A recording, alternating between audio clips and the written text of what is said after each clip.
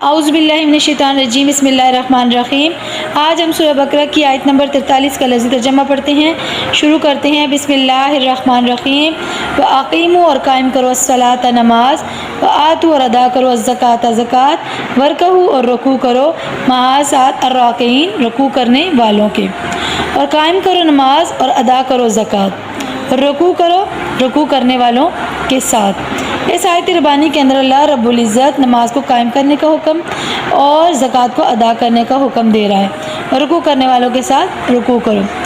ہم سب کو نماز کو خشوع اور خضوع کے ساتھ اور پابندی کے ساتھ وقت پر نماز کو ادا کرنا چاہیے، نماز کو قائم کرنا چاہیے۔